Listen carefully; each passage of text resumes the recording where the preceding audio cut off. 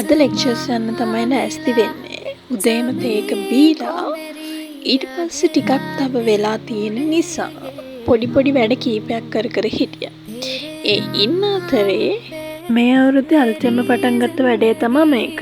මම කරලා ඉවර වෙලාම ඔයගොල්ලන්ට රිසල්ට්ස් කියන්න.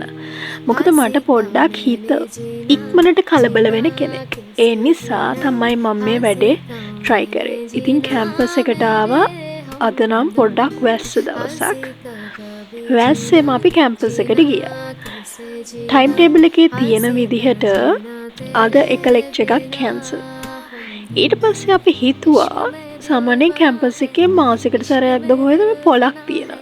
ඒකෙන් ඉයරින්ග්ස් වගේකුයි මිරරෙකුයි ගත්ත මට මතක හැටියට. වැස්සෙම අපි තීරණය කරා බෝඩිමට ගියාට ඇති වැඩකුත් නැහනේ.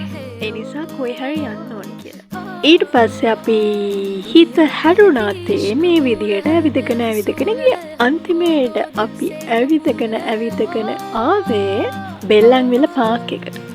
ඇත්තටම ඇති දුරක් නෑ. හිමීට කතා කරගෙන පයින් ආවහම විනාඩි 15න් 20න් වගේ යන්න පුළුවන්. ඉවිල් එකට සල්ලි දෙන්න ඕනෙත් නෑ, පයින් යන්න පුළුවන් අනේ. ඒ තියෙන්නේ මුරුතමල්. හරිම ලස්සනයි. නගර අලංකරණය සඳහා පාවිච්චි කරනවා කියලා මම පොතක තියෙනවා දැක්කා. urban bioresources කරන ළමෙක් වුණාම මේ වගේ දේවල් දැනගෙන ඉන්න ඉබ්බයි. ලොකු සෙනගක් හිටියේ නෑ. මං හිතන්නේ වැස්ස නිසා වෙන්න ඇති.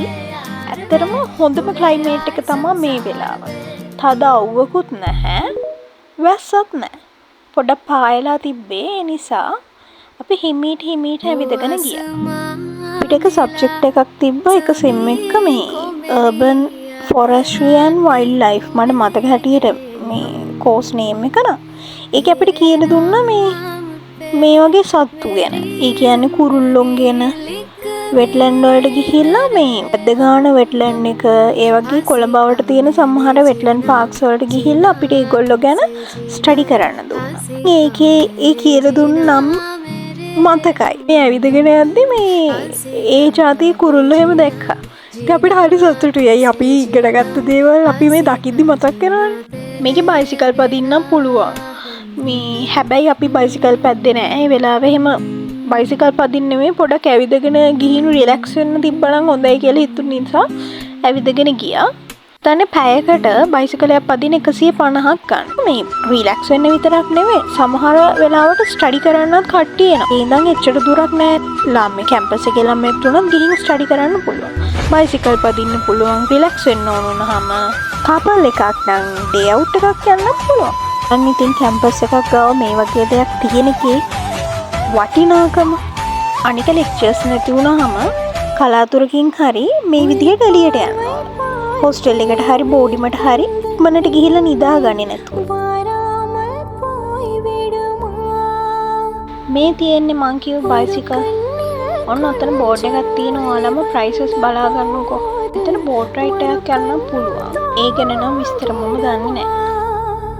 ඊට පස්සේ පැයක් දෙකක් විතර අපි එතන ඉඳලා ආයෙම බෝඩිමට යන්න ගියා.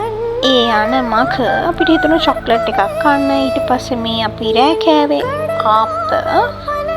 ඊට පස්සේ ඇඳ හදලා අපි නිදා ගන්න තමයි යන්නේ. ආයෙම දවසක හම්බෙමු. බයි.